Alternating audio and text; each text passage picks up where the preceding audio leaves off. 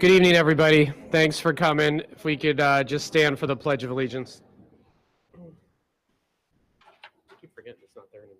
Pledge allegiance to the flag of the United States of America and to the republic for which it stands, one nation, under God, indivisible, with liberty and justice for all.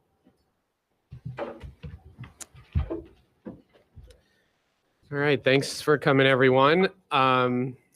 Let's see. We got a pretty full agenda. We're getting into all the final things for the year, where we know where folks are going away to school, Natalie, right? And we're and getting ready for graduation and all kinds of fun things. So just the best to everybody, to our seniors. Can we approve minutes? I move to approve the minutes of April 24th, 2023 and May 1st, 2023 as written. Great. Can I have a second? Excellent. Okay. Any other questions or discussion? All right. All in favor? Okay. We move. The minutes are approved. Adjustments to agenda. We're going to move 11.2, the overview of the RSU1 education plan, and put it at 7.2 after the credit pathways program. Okay. Everyone all right with that? So we'll do that. All right. Public session. Is there anyone from the public who would like to come up to speak? Yeah, come on up to the mic. Just tell us your name and go right ahead.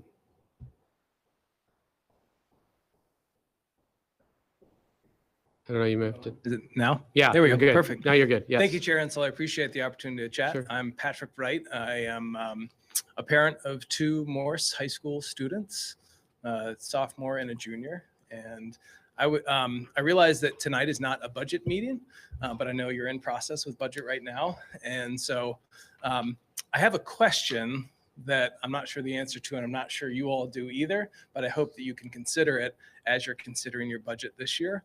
And it has to do with coaches' stipends at the high school.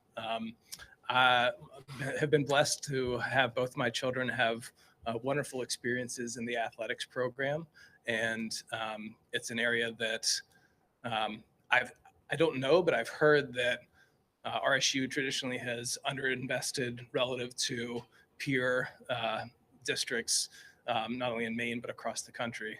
And I would just hope that, or I'd ask you to consider looking specifically at coaches' stipends.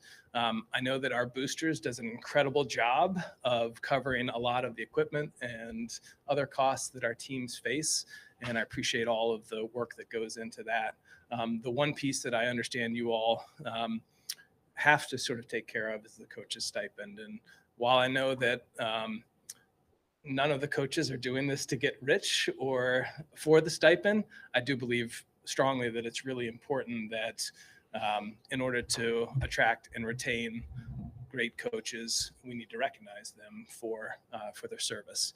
And so in that process of being interested in ensuring that coaches have are recognized for their service, I came across Schedule B in your budget, and I recognize that there's a disparity between some of the programs, and not only the number of stipends they get, but the amount of stipends that they get.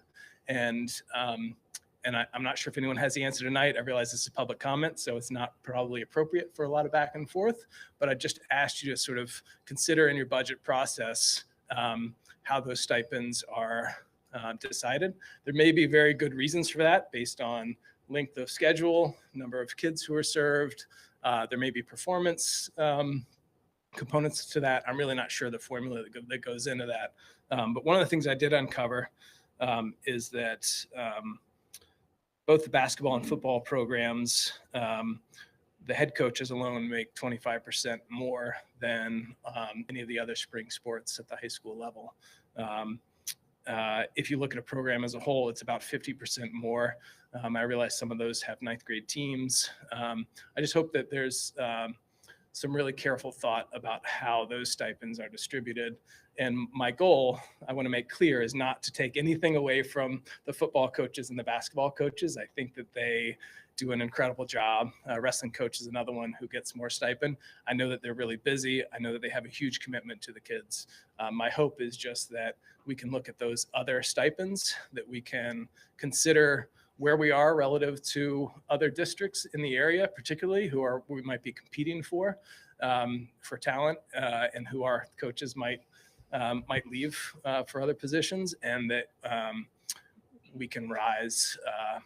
We can invest in our coaches to the same level, so that they're all being shown the same appreciation for the dedication and hard work.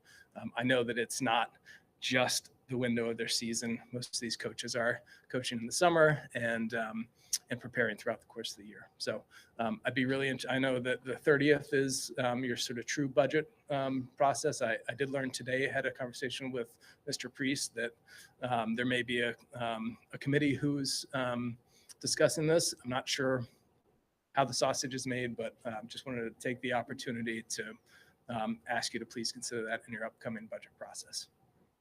Great. Thank you very much. And yeah, you're right. This is not really a dialogue process. It's more we want to hear from people. We take it back. And yeah, Nate Priest is great to talk to him about. He can tell you how some of that works and go from there. But we definitely, take all this into consideration. And we appreciate you coming in and letting us know. We appreciate it very much. Thank you. Okay. Anybody else for public session? Comment? No? All right. We can move forward with that. 7.0 staff report. I'm going to hand it over to you, Patrick, to introduce our guests about Credit Pathways program. Thank you. So we've talked about this program a lot this year, CPP, Credit Pathways program here at Morse. And we have our two teachers here tonight. We have Abby Baker, Georgie Bunker is here. And then I'm going to just mention the students that are here tonight. Some of you may have a speaking part, some of you may not, and that's fine too. Don't be nervous. We're very friendly, okay? But we have Jenna Kramer here. We have Ryan Rhines, Bree Hip, and Mara McIntyre. So thank you guys for coming. Really do appreciate you giving up some time, and we look forward to your presentation. Yeah, so I'm Abby Baker. I'm a teacher in our program, Georgie Bunker. And we are very grateful to be, Okay. Thank you. We're very grateful to be sharing this program with you. This is our first year in the program. And over the past year, we just have seen incredible growth from our students. They're so much more engaged in school. And we have a gorgeous presentation that will really get into it.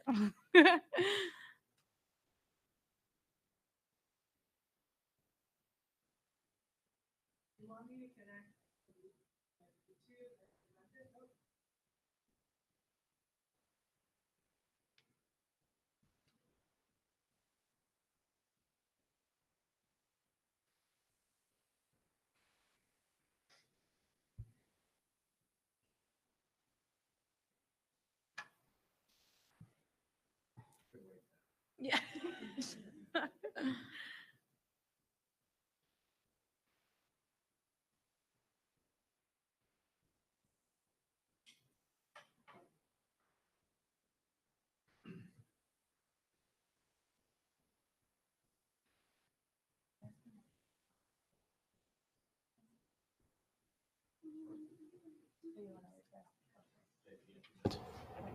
Okay, so we'll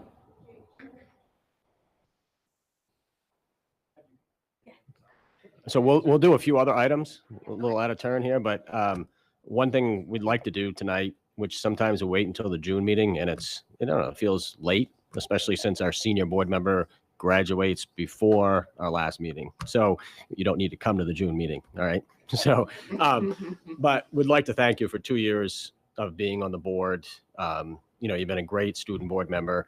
Your questions are very insightful. You add to the conversation. You bring the student perspective. I don't think we've ever had, and Caroline, this is kudos to you too, but we haven't had the student reports in detail like we've had the last year and a half, 2 years.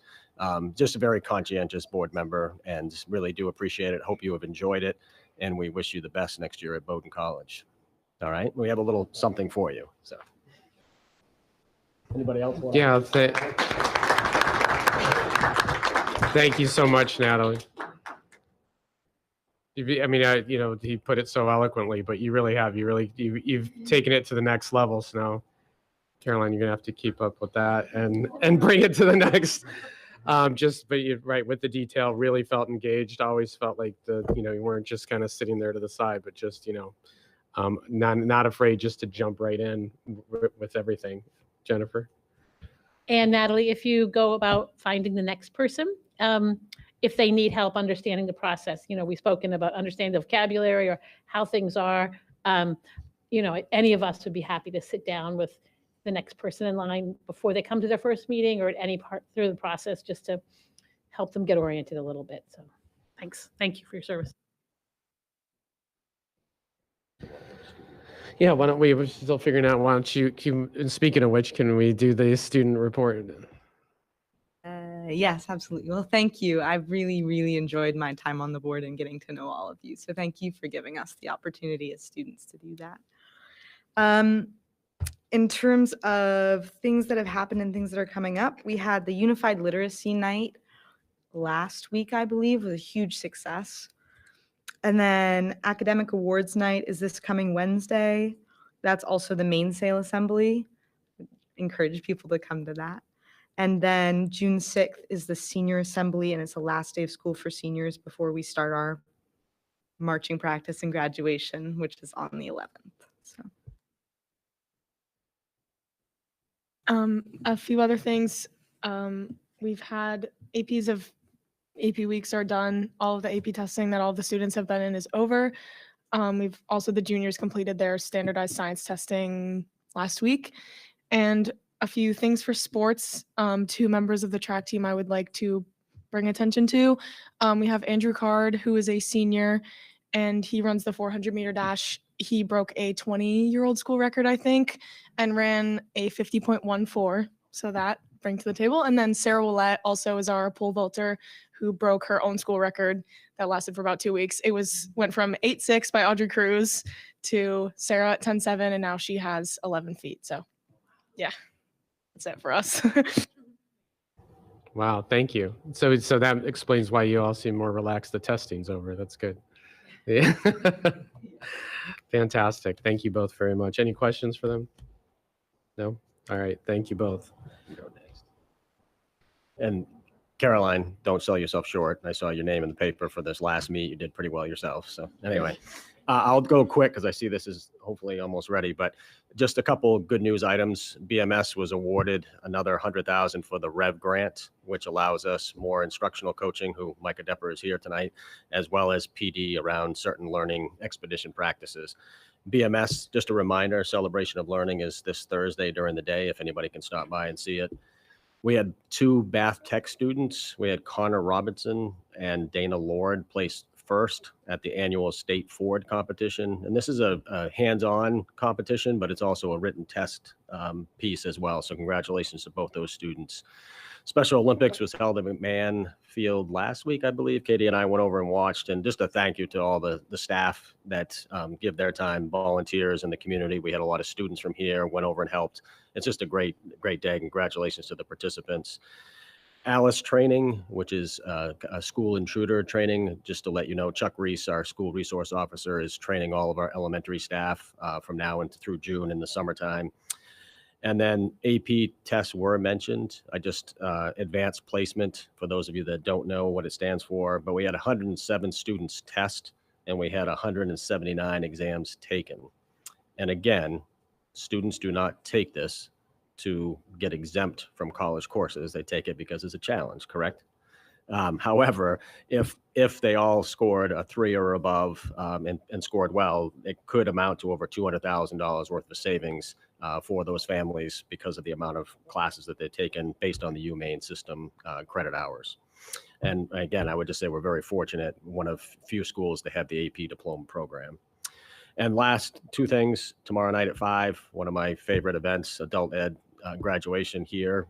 We rotate it from the 3 school districts, but it'll be here in Montgomery tomorrow night. And then lastly, the Dyke Newell School, just a quick update on that. We should know by the middle of June, hopefully through the State Board of Education, what their decision will be about emergency funding and approval process, so that when we can start kind of planning and visioning once we know what a response is from them. Any questions? Okay, are we all ready? Sorry, my computer had about 85 tabs open. All right, here we go. So, Abby Baker, Georgie Bunker, Credit Pathways, our alternative ed program at Morse High School. So we've created the mission statement this year, stating that our mission, our goal here is to provide students with an alternative education setting that fosters their personal growth, their academic growth, and career exploration, getting them into the community. We are working to create an interdisciplinary project-based curriculum that that creates an environment where we're honoring each of their individual needs. So creating this curriculum and meeting each kid where they're at, which we have found to be incredibly important in the way that we're connecting with each of the kids. In our presentation, we wanted to talk about not only our gains, but also who our students are. And we have some kids that are going to present tonight too. So this is a picture of us at Kiev, the leadership school, where we worked on team building and communication and took healthy risks together. It was a very impactful trip for us. And one of only 2 whole group trips. That's the whole squad there. Usually we're just taking fieldwork trips in 2 separate groups. So we have 26 students total. We have an AM cohort and a PM cohort. They're each with us for half of the day. The students come into the Credit Pathways program after being identified from either a guidance counselor, an administrator, combination of any of these, or social work. And we'll meet together. And typically, Credit Pathway students would have 2 or more of the following criteria: either credit deficient, low attendance, high ACE scores, and struggling in the classroom, traditional classroom setting. So ACEs being adverse childhood experiences. The students in our program, some of them struggle with substance abuse and addiction, or sometimes come from families that are working through that. Mental health is a really big factor for our students. 91% of our students have identified as struggling with anxiety, depression, ADHD, and/or PTSD. 38% of our students are food or identify as food insecure. We're very lucky to be working with the Bath Area Food Bank, and so we're provided with lots of food in our classroom to support them and their families. And 30% of our students have experienced homelessness over this school year.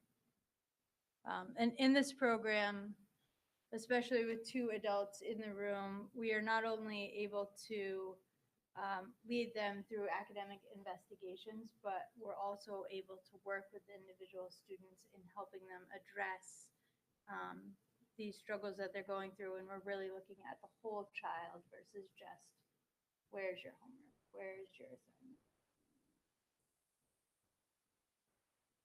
So the structure of the CPP classroom is really a blend of some in-class more traditional, quote unquote, classroom learning, partnered with field work in the community, volunteering in the community, and teamwork. So Students will come to us, like I said, or like we said, for half of the day. And when they're not with us, they're either in a Bath Tech program, they are in an extended learning opportunity placement, or in traditional classes. We have sophomores, juniors, and seniors. So a lot of it just depends on where they are in their academic path, what they're doing with the other half of their day.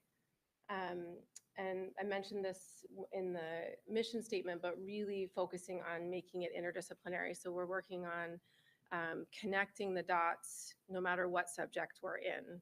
We're teaching science, social studies, or history, math, English, and connecting all of those within each subject, and then connecting that into experiences that we're doing in the community. We do integrate social emotional learning. We've got the social workers come in and they lead groups once a week. We also make sure we set aside time if needed for kids to meet individually with social work. And then we are working closely with Scott Stinchcomb as well in supporting and helping to facilitate the extended learning opportunity placements. So really trying to integrate the whole piece of it, or the academic and community pieces of it together. And Friday we've set aside is really the day where we're typically off campus. So Friday we're either volunteering or we're, you'll see some pictures of the field work that we've done so far. But that's sort of the scheduling. Our themes, our curriculum themes have been risk, where we explored different forms of fishing. We dove right into the lobstering industry and all the change in regulations, and then looked at aquaculture and seaweed farming and the risk of changing your fishing practices. We studied migration past and present, and learned about what's happening in our local communities, and we're currently studying food systems now. So the first unit, when we were exploring risk, we started with, Abby mentioned when we took the kids to the Kiev Leadership School, the kids were all together as one large group, did team building in the morning, and then they created small teams where they were working together to belay and climb and do the rock wall, which was really empowering. I think a lot of kids had never done anything like that, and it was pretty powerful to see. We took them to CMCC, where they were able to take a tour of the campus and talk about the different programs, see what it looks like to live off campus or live on campus, explore the different technology that they have, the learning support centers that they have.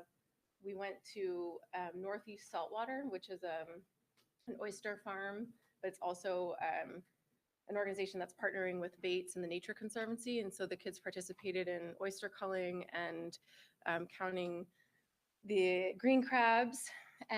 We did a beach cleanup at Topman Cove where they were looking for microplastics. And then we went to North Atlantic Kelp, which is a kelp processing plant.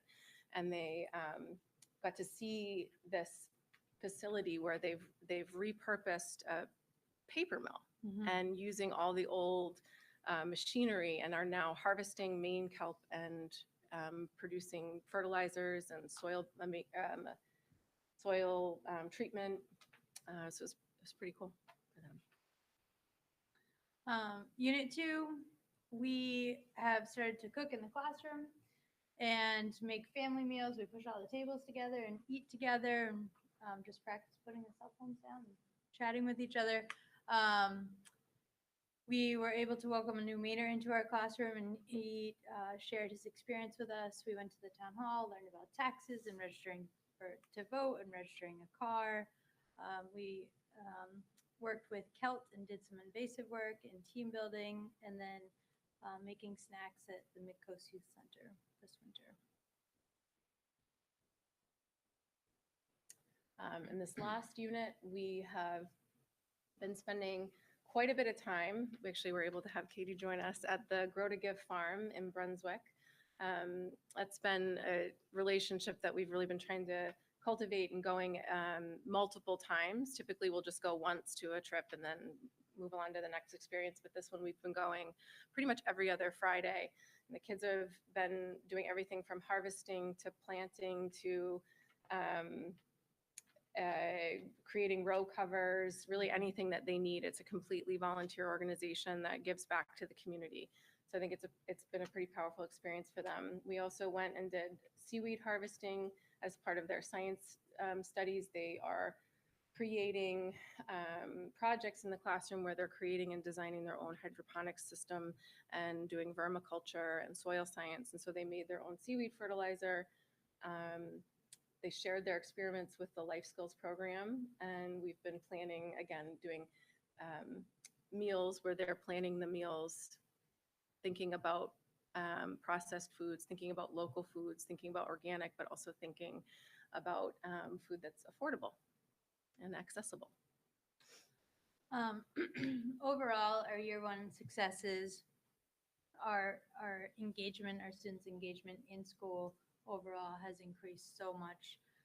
All of our seniors are graduating with a plan, which is very exciting. A lot of students who never thought they would make it out of Morse are graduating. And 76% of our students have improved their attendance records.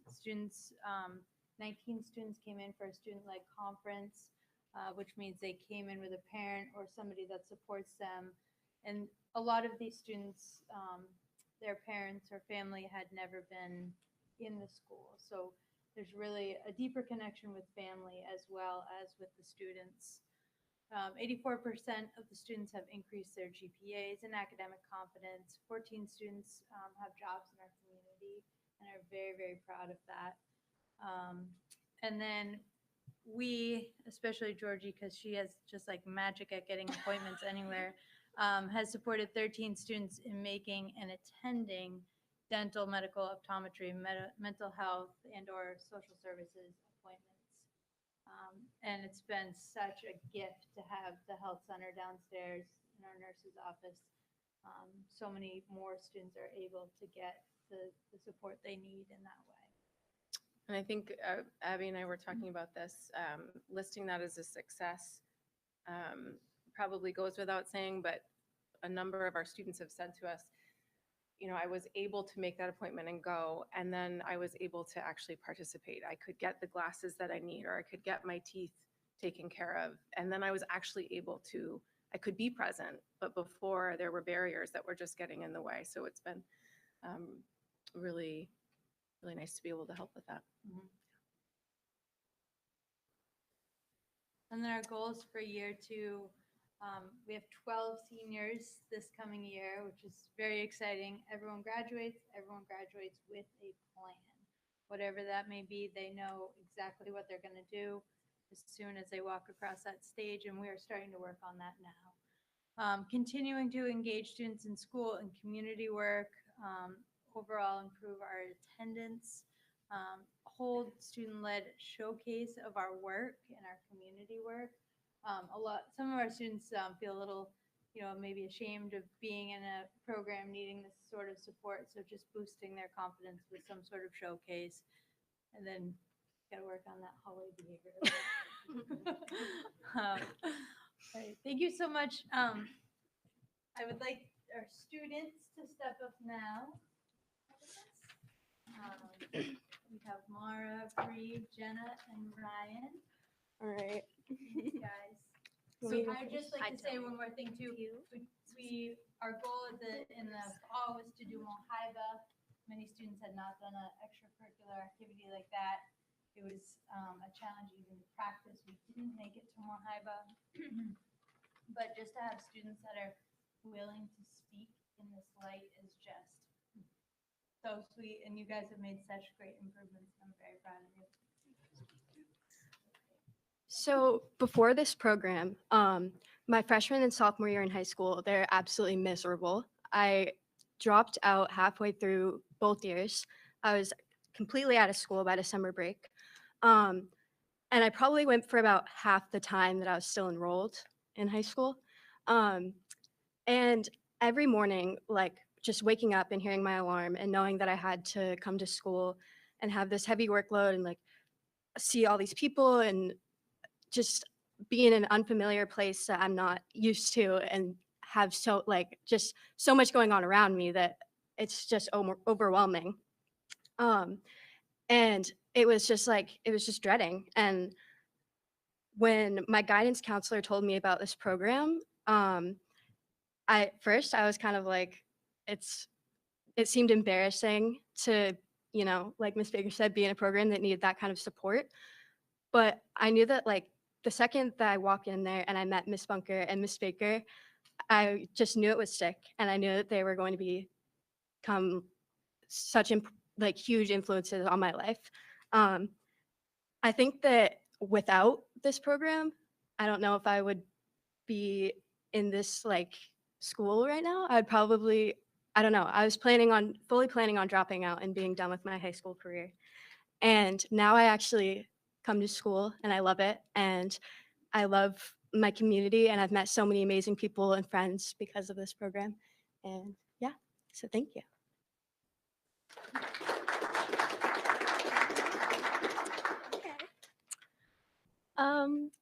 Freshman year was a struggle for me, really bad. I had trouble like going to classes and getting my work in on time, and I it was like I think it was a struggle for most of the year, and I always talked about it. We tried to find ways to fix it, but it just didn't happen. And my counselor brought up this program, and at first I was like, I don't know, but I gave it like a week, thought about it, and I met Miss Baker and Miss Bunker, and sounded sounded like a good idea.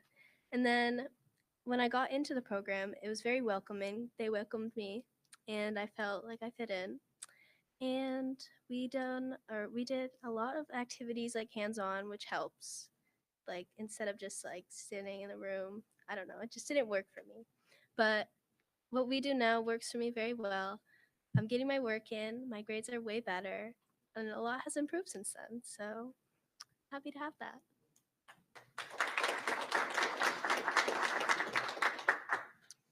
I'm Jenna, and so the start of my 9th grade and 10th grade year, 9th grade was kind of difficult. It was like the start of everything going downhill. And then officially in 10th grade, I was actually kind of house hopping a little bit. So I kind of lost all hope at that point, and I was just like done with it. My attendance for school was awful. I let my grades slip so badly that I ended up dropping out at that point, and I just told everyone, I was like, I have no plan on going back. They all tried to get me to do something, and I just like didn't want to. Towards the end of the summer, coming into 11th grade, is when I was talking to my principal about coming back, and then they told me about the CPP program. And I thought it was going to be really helpful because I'm not the type to just sit in a classroom with people and kind of just have like a packet in front of me most of the time. So being in CPP was very helpful, and it was welcoming, and the teachers are amazing, absolutely supportive. And I can say this year I've gotten my attendance has gone tremendously up. My grades are very well, and just being in the class with people like we like bond with makes it go so much smoother too, because we're not dealing with like being socially awkward around people when we're put into groups or split up. So it makes it simpler on all of us. And it's definitely helped me throughout the year. So I thank them for that and the support and help through all of that. So,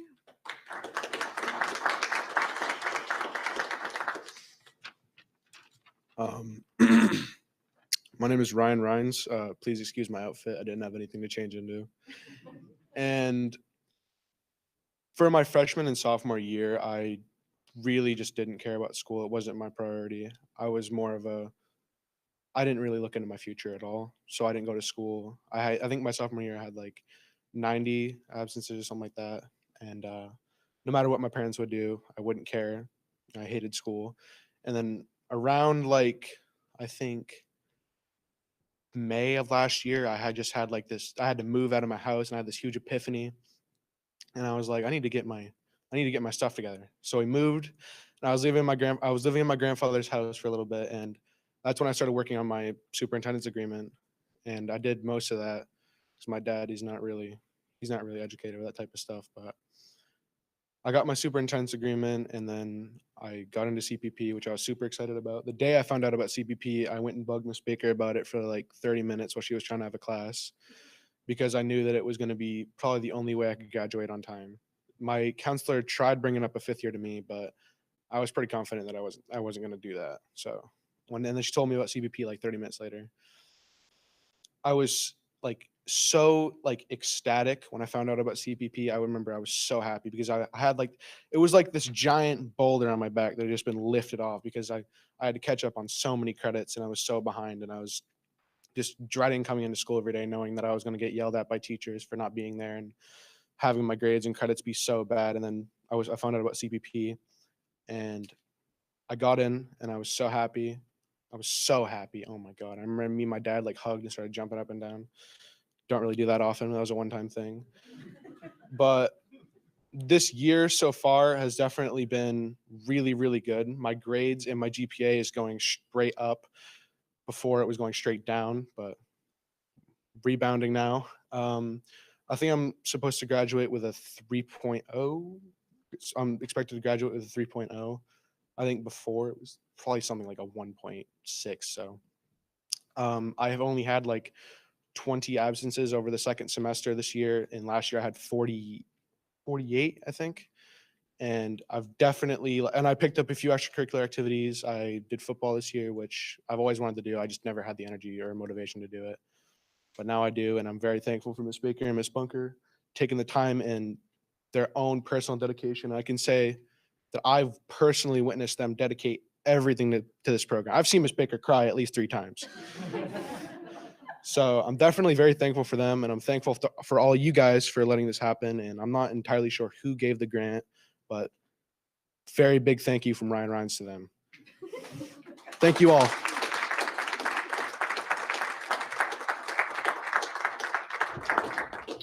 Wow, that's amazing. Thank you. Obviously, thank you, dedication to our teachers and to the students. Well, you're all brilliant. You all spoke so well, and you know the challenges that you've all faced to get to this point. You're just you're just going to do great. You're all going to succeed. You can just tell. That was amazing. I want to open it up to the board because I'm sure they want to say a few things. Jamie, go ahead.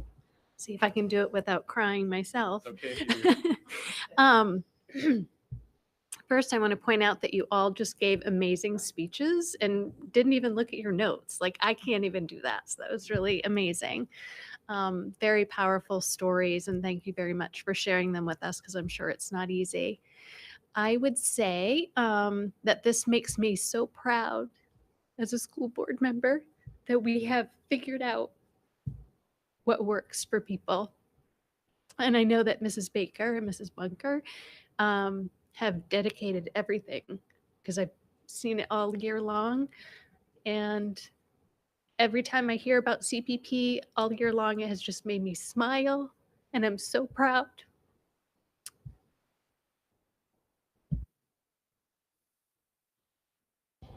Well, anyone? That's okay.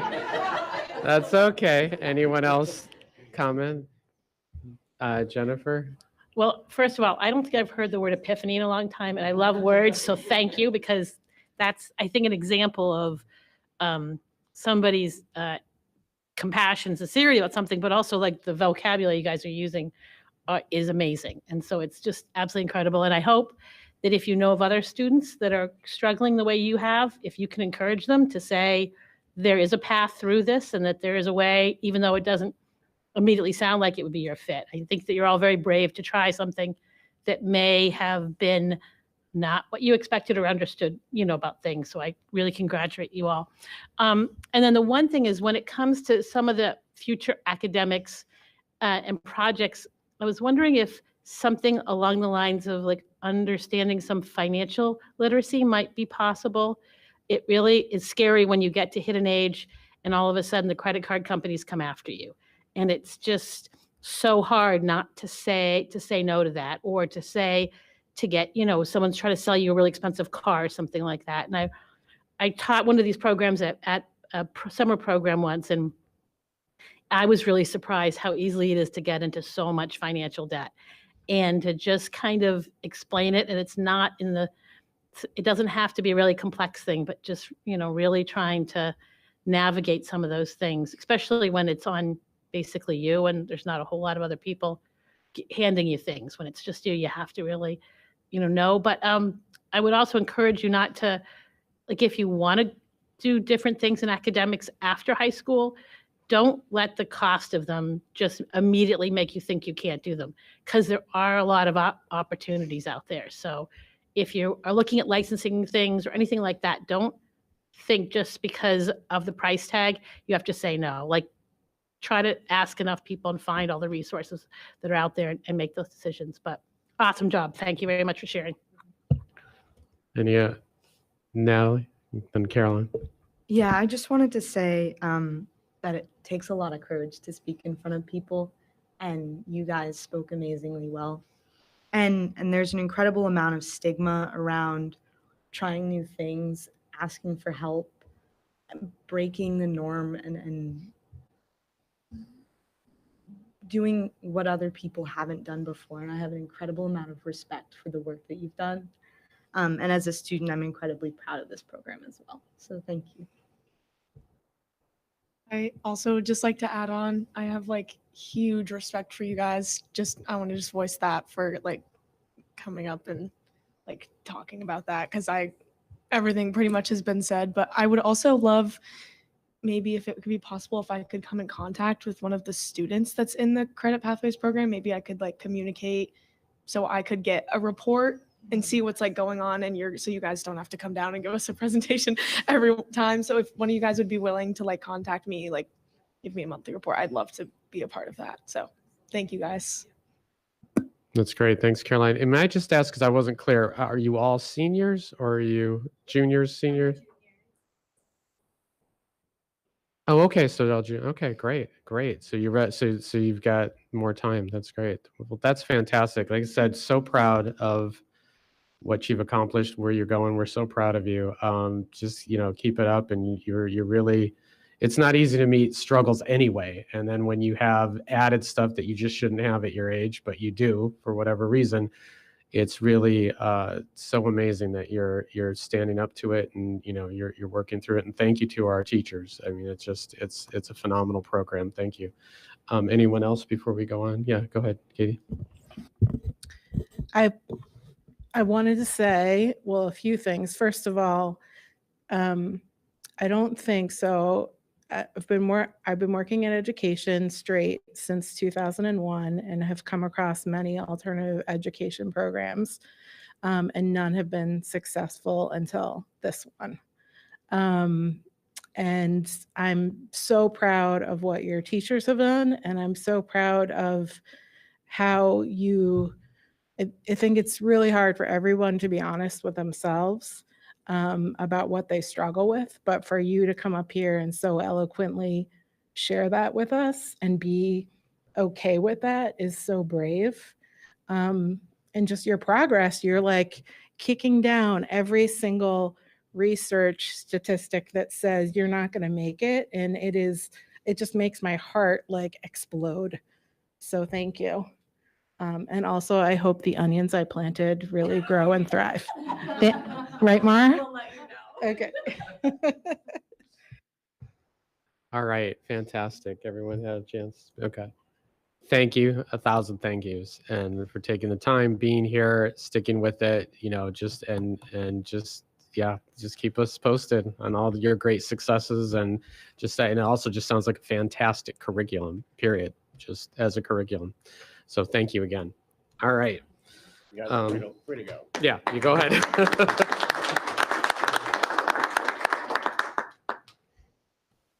All right. Patrick, you want to introduce first education plan? So it's a hard act to follow, but we have two other great educators coming up to the podium, and Micah Depper, who's at BMS, and we have Mary Moran, who's a 5th grade teacher at Woolwich, to give us an overview of the RSU1 educational plan. We need to have a word with whoever sequenced this agenda. I know. This is why we're doing this. We throw Patrick under the bus. It's always... Yeah, so our presentation will not be as emotionally moving as the last, but we are excited to share. I'm Micah Depper. I'm an instructional coach at BMS. Mary Moran, I teach 5th grade at Woolwich. And we've been part of a committee that was formed just under 2 years ago that is a district-wide committee to review and update and steward the educational plan for the RSU. Our goal tonight is not to give a comprehensive overview of the plan. We believe it's been shared to everybody on the board, but more to comment on the objectives of the committee and our process of working together and some of the changes that we've made along the way. So in general, the plan that we received, the district has had an educational plan for a long time, and we received a copy that had been worked on by the administrative team of the district with basically identifying areas where the plan was no longer current or some of the objectives needed to be changed. And there was a feeling of needing of input from the many stakeholders of the RSU, our teaching staff, families, and to incorporate that into the plan. So the plan that we worked on has a set of common beliefs and 4 goals, and we kept the goals the same. So the plan is largely represents continuity with the educational plan from the previous 3 years, but we revisited and changed some of the objectives and many of the action steps along the way. And so Mary's going to talk about the process. Yeah. So as you can see up there, we basically want you to know that we were really mindful. I think when it all started, every school was represented, and as the process kind of continued, we realized we need more than every school. We need, whether it's special ed and support staff and all the different people involved. So more recently, we really have full representation, and it was kind of amazing to the extent that it mattered. I think a little bit more than some of us thought we could speak for everyone, and wasn't the case. So we have a really good representation. And the process was very slow to start, if I'm honest. Katie can attest, I'm a bit of a taskmaster. So the first couple meetings, I think we all left. Judy Sanders was our facilitator, who was fantastic. I'm not quite exactly sure what we were doing and what the role was, because we kind of left and things weren't done, so we weren't sure that was supposed to happen. So it took a little bit to really figure out exactly where we were going, and I really appreciated Patrick in that, because he kind of let it happen organically. It wasn't like a set plan that we had to meet everything. We got to figure it out based on what was needed. So as we went through the process, the first few meetings were really getting to know each other, to kind of see how we worked and how we functioned. And then, like Micah spoke to, was kind of going over the original plan to figure out to what extent changes need to be made. And it took a while, but in all honesty, and like I said, I'm kind of just want to get stuff done. Sitting back and having just to let the process happen, it was great, because I feel like as a district, we are starting to come together more, like all the schools are joining and kind of having a similar focus, where I think that was always the intention, but I don't know that it was really there. And I feel like this is going to make it really get there. I think you're on.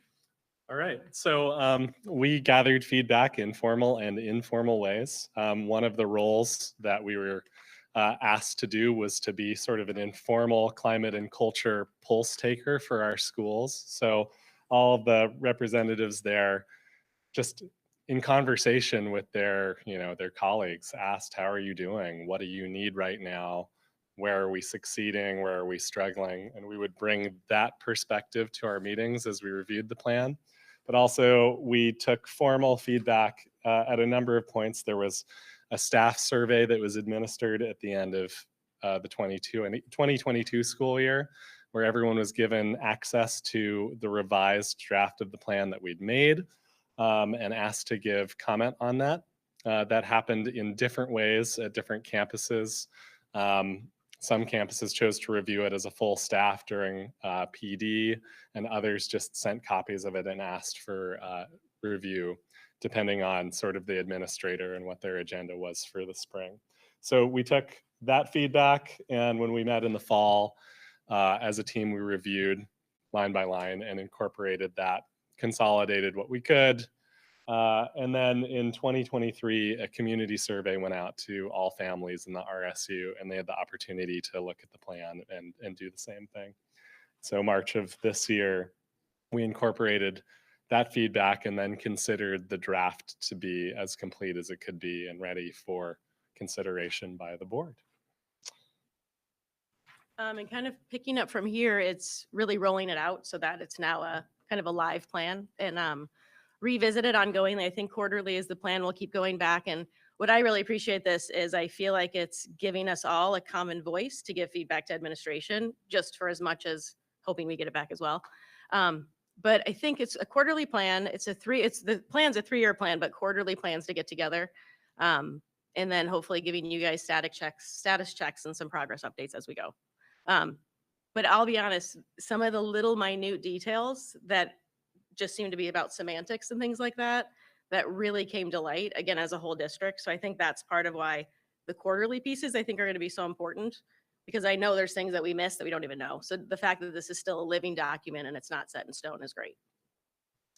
And I'd add in that the committee is also meant to be dynamic as well. So in the coming meetings, our plan is to, and Judy Sanders, the facilitator, has put this goal out that we're going to come up with a process for rotating people on and off so that we get fresh ideas, fresh representation, and all of us power hungry people who came there to consolidate our role in the district will get shoved off.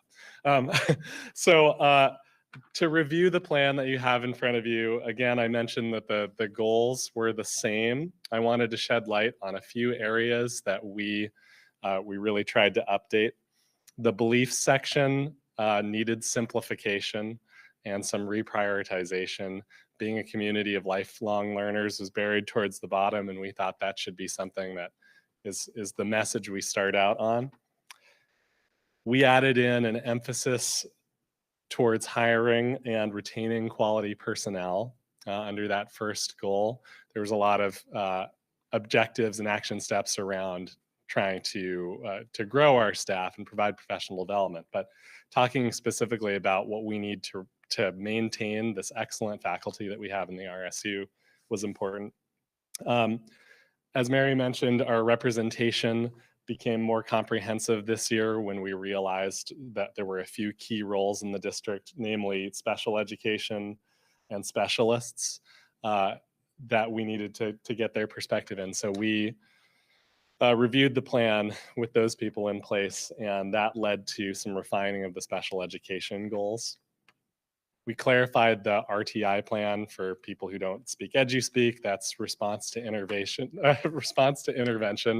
And that's a series of steps that are meant to support students who are not meeting academic or behavioral goals. And those were separated and kind of confused. And so we consolidated and clarified the RTA plan.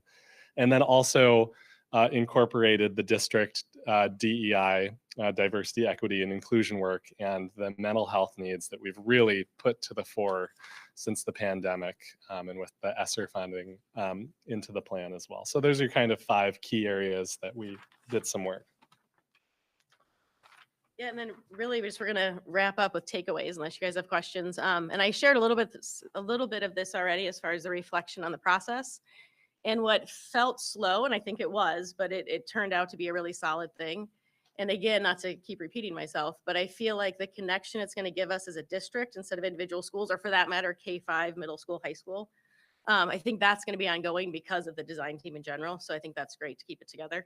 And I think the design team will continue to be connected to some extent to the individual leadership teams at each school, which I think it just, again, brings back everyone has a voice, and that's when we have buy-in, and that's when kids get to do great things. So hopefully that keeps going. Yeah, so basically what Mary said, it's great to have another channel of communication between the people who work in the district and our administrators and our district leadership, and to further sort of democratize the way that we do our work.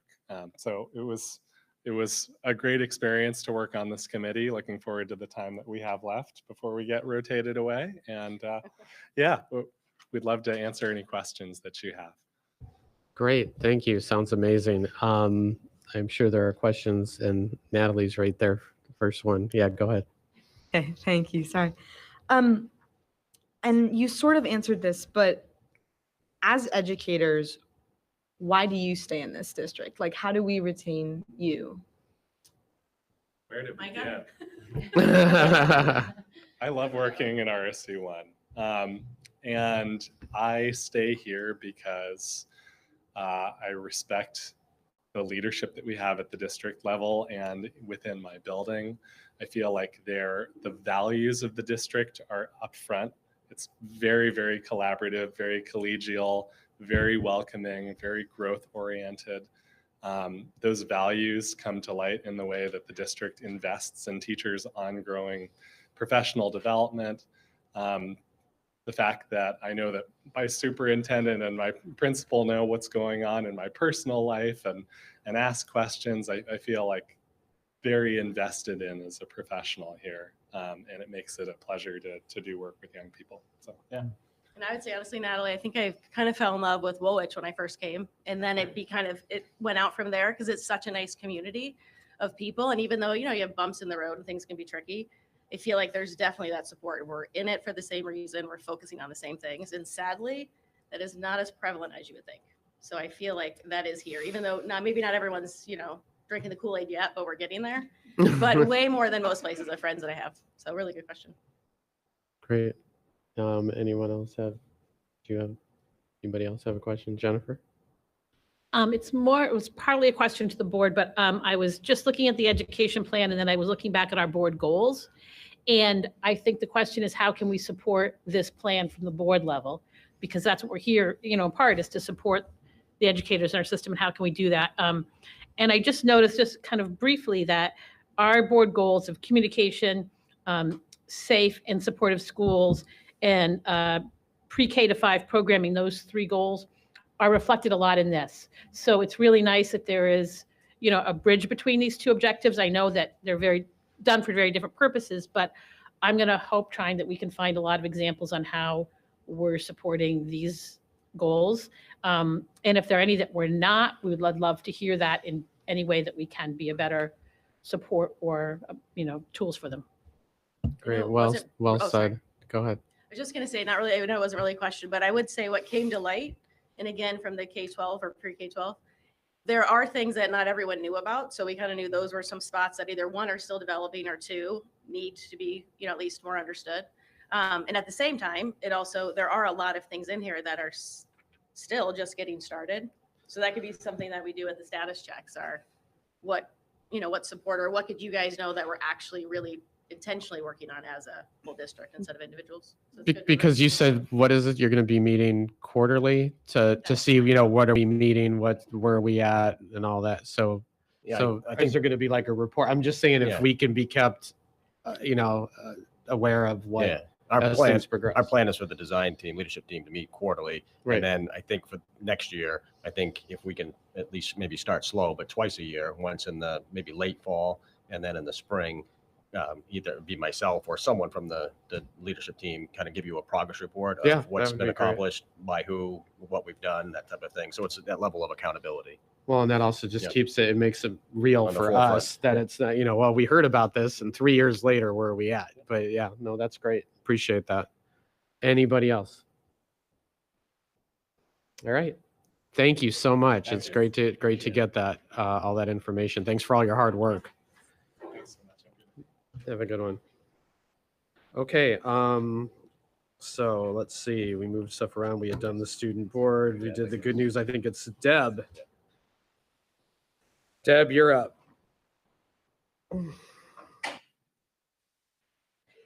What a great board meeting. All kinds of lovely things happening, huh? Good day to be an RSU1 board member. Yeah. All right. So financial report, we're looking at the end of April, 10th month, only 2 remaining. So we're moving along and all is going well. Nothing unexpected has come up since our last time. We have 2 payrolls in May, 6 payrolls in June, and that's because we accrue our summer pay. So I just thought I'd throw that out there for Kurt and Patty, if they haven't heard how we handle things at the end. So that's why when we're looking at June, it's a lot higher. That's why when we look at this financial report and it shows $7 million, it's because those payrolls are accrued in June. So 31 million that we've paid, 7 million is still encumbered, and that's the payroll piece of it. So usually about the beginning of June, we'll reach out to the schools and just have them finalize their spending. And as far as revenue goes, we're at 85%, so everything is coming in well there. ARP, we will be at a little less than 50% to take into next year, and that's pretty much where we had planned to be. They're finishing up with our audit right now from last year. So that should be wrapped up, I hope, in a week or so, and then we'll be ready for 22, 23. And that's about it. Okay. Any questions for Questions? Deb? Yeah, go ahead, Jen. And it's been a while, but Deb, when you say you accrue in June, that means that the teachers who have chosen to split their paychecks out of the entire year, is that what you mean? Is that the summer? That means all the expenses for the summer, whether they've chosen to take a lump sum or not. Okay. So all your July and August payrolls Okay. are Yep. recorded in June before our June. fiscal year ends. So. And are all staff allowed to just choose to separate their pay over the whole year versus just the school year? Yes. Okay. Pay Understood. averaging. Cool. All right. Any other questions? All right. Thank you, Deb. Appreciate it. So moving ahead. So now we're at the second reading of board policies. These are action.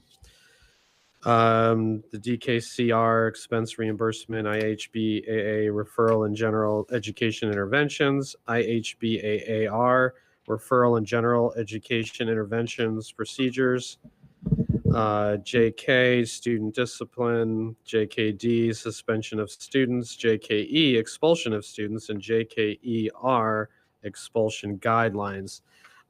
We understand that some things, some vocabulary, right, was adjusted. I think everyone's had a chance to look at it.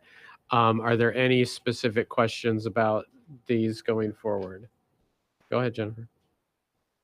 I apologize if this is, I should have asked this earlier, so it's just a clarification point, but if a student, if we're taking in a student that's been expelled by another main school, is that process or guidelines, is that covered in here? I went through them, but I didn't see it specifically as, or is that covered someplace I don't else? think it is, but it's something that we have a process for, Okay. with our, our attorneys and the other school district. Okay, thank you. Great, thank you. Any other questions about any of these action item? No, okay. Can I have a motion to take them all together? Jennifer. And second by Jamie. Okay. Any other questions? Okay, all in favor? And these policies pass as we named them. Thank you. All right, what's next? Now we're on to new business. It looks like Katie, you're up to I am. explain the Yes. funds review and all that good stuff. Yes. So this is actually sort of a yearly requirement in terms of our our ESEA application for Title I, Title II, and Title IV funds, where we announce to the public what we plan to spend those funds on. And we've actually, as a board, had this conversation already because we already moved one of the salaries knowing what the numbers were into the local budget. And so there might not be much conversation or comment, but I do need to just share it publicly. So for next year, for Title I, we are getting roughly $480,000, which is, as I shared before, $31,000 less with the new formula. For Title II, we are getting $113,000 roughly, and that's $500 less. And then for Title IV, we're getting about $55,000, which is actually $3,000 more. So overall, it's a loss of about $28,000. And one of the ways we have already chosen to make sure we're not in the red is to move that one salary over for Phippsburg. And so just to make sure that we're following all the requirements, as the board already knows, Title IV, one of the options is to always move it into Title I, which we do every time to just increase that number. So all of the Title IV, that $55,000 will get moved into Title I. which brings us to about 530. That money is spent on our interventionists at Dyke Newell and Fisher Mitchell. And there's also a required reserve of that that's spent on our homeless student transportation, as well as parent nights, shared books that go home, that sort of thing. And so that's truly, it's almost entirely staff costs. So that's all of that money. The Title II budget will stay as it always has as well, which is funding of one teacher for class size reduction. So every year we choose one person's salary that's separate than an interventionist to keep under Title II. It's been that way for a very long time. And then if there's ever any funds left over, which there will be a little bit of this year as well, hopefully at least 5,000, that goes into professional development funds for, the math PD we're doing or anybody else that we want to have come. And so that's where all of the money goes. So I can take any questions or comments on that. Yeah, sorry, I'm confused because I always think of Title I and I get what that. So why is there a Title II, a Title IV? Are these just different avenues for getting federal money? Exactly. And with some different specifics. And depending on your free and reduced lunch numbers and a whole slew of different formulas. Are they all dependent on that? Because I would always hear Title I, so I just didn't know They're all what these other dependent ones on were. that now on that new formula, that I okay. shared. Right. Okay. So, but every district that qualifies usually does get Title I and Title II. Title IV, we didn't used to get, and that's sort of a newer one, but I honestly can't remember.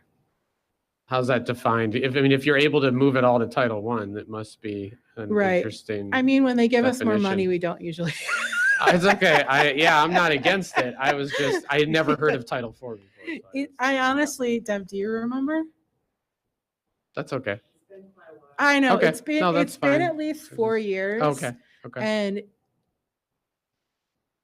no, that's great, and I'm just glad you're able to move Happy it. to And share it it's another but time. it's well defined as to what we're using it Yeah. for, and that's what counts. and I it was just probably trying to Deb and I understand can't myself. remember because we've always been worried about our Title I Yeah, funds. right. So we've never looked very hard at the other Yeah, things yeah, we like, could we have spend all this Title extra IV money, on, let's use it. because we always think, oh great, we're sort of, possibly going to go over Yeah. on Title I, so we just move No, that that makes sense. 50,000 over. Okay. Yeah. Thanks for the clarification. Sure. Anyone else have a Sorry, I question? don't know the details. No, that's all right. Yeah, Jennifer. I've got a meeting coming up with an executive director of an organization that is involved with this. And I just was looking for some data on, and I know it doesn't really apply to Maine because we no longer can have free and reduced hot lunch, but do you happen to know if other states that still have free and reduced hot lunch programs, are they allowed to use that metric still? Or at the federal level, has that completely gone away? No, at the federal level, they let you choose either the new formula or keeping the free and reduced. Depending on where you are. Right. So depending on if your state has the free lunch for all law passed or not, that's one of the determinants for how you decide how you'll calculate these funds. Great. Any questions? Others? No? All right. Thank you, Katie. Okay. 11.3, we have an overnight field trip request. It's an action item. What is that? Yeah, it's the outing club again. Oh, We could have brought it to you last meeting because they had another one on there, so I apologize for Oh, that. okay. And it's funded by Teens to Trail, so it's not a cost to the district. We'll use a van from here, and it's just and they leave Friday after school and come back on a Sunday, so they don't miss Great. instructional time. All right. Yes. Motion and seconded by Megan. Any other questions? All in favor? And it's approved. Thank you. Let's see what we got here. Personnel items. Patrick? Yeah, first is just FYI, resignation, Skylar Watson, who's an ed tech at Bath Middle School. I'd like to thank her for 2 years of service to the district. And then on nominations, I'll just quickly go through these for you. And if you'd like to consider them as a group, that's great, but it's up to you. So for grade 2 teacher at Dyke Newell School, we'd like to nominate Taylor Robeson. She this year, she's in a 1-year teaching position in Yarmouth. It's a COVID position. The year before that, she was in a 1 year with us. We're happy that she wants to return to RSU1. We had 12 applications. We interviewed 2 people. For grade 3, kind of similar, we'd like to nominate Nicole Levesque, who taught at Fisher Mitchell for 5 years, and she'd like to come back. And we had 11 applications, and we interviewed 4 people. At the high school, we'd like to nominate Matthew D'Angelo, who has taught the last 2 years at math at Old Town High School, and we had 5 applications. We interviewed all 5. And grade 1, we had 2 positions opened at Woolwich. And the first one, we had 14 applicants. We interviewed 6. And the first person we'd like to nominate is Katie Smith, who's been with us for, I think, 11 years as an ed tech. And then secondly, we'd like to nominate Rachel Schoenberg, who is currently a grade 3 teacher at Williams Cone School in SAD 75. And then the last one that we sent to you electronically a little bit late is special ed teacher at Dyke Newell. I would like to nominate Samantha LaPointe. We had 5 applications, interviewed 1, and she is also coming from Williams Cone School in SAD 75. Great. Any questions? Can I have a motion? We'll take them all together. Megan, a second. Jennifer. All right, great. Any other questions? No discussion? All right, all in favor? Great, they are in. We are good. All right, our next meeting date is show up Tuesday. I think, Patrick, you gave everybody a script, and you can go over it with if anyone has any questions. That will be over here in the theater, right? 6 o'clock Tuesday. Following that, it'll be late June. And usually we usually take July off, right? Yes. Yeah. So we'll do June, which will kind of end it for the school year on the 26th. Yeah. I just had a question about the admin reports, and I never really know when to ask them. But I just an observation is that of all the admin reports I've been reading, they haven't said they've had a problem finding subs any longer. And that was such a big, Yeah, and we I'd just like to say thank you. And that's kind of why. Yeah, no, I think it's a combination effort. It's, Kim, Deb, Katie. I mean, they're the ones getting the word out, interviewing people. We just talked about this at last ad team. What was the number? We Katie? had 68 that were going to be renewed over the summer last year, and Kim just said it's 114-ish. Oh, wow. So we've hired That's that awesome. many more people. Plus So we have the has nothing to do with me, because I just interview the people, but it's our posting, our increased pay, the work that these 2 do behind the scenes to get people to the interview process. That's So awesome. all Thank you. kudos to them. Great. I think that's huge. That was a struggle in every single admin report for a long time. And I just want to say many, many thanks for all that helping to do. And the other thing was, Patrick, I didn't know, I was really interested in reading about the AP testing. Is there any way to see, if it's not a whole lot of problem, to see how that historical numbers of AP classes or AP testing numbers, just to kind of see how that's gone on, and if there is anything that we as a board can do towards helping that? Yeah, I mean, Leslie Trundy, in the past, I'm not sure she can give me some data on that, so I'll work with her. And now Amber McGowan is heading that up. So we certainly can give you that historical data. And but I think the answer to your second part is I'm assuming that they feel very supported because it's just, having the AP diploma program and just the amount of AP classes we offer for the size of school is pretty healthy. And then you also have the online options too. But I'll certainly, by next board meeting at the latest, be able to get that to you. Great. Any other questions before we adjourn? May I have a motion to adjourn? Megan, yep. Yes. And Jamie, second. All in favor? All right. Thank you. And thank you again, Natalie. Take care, everybody.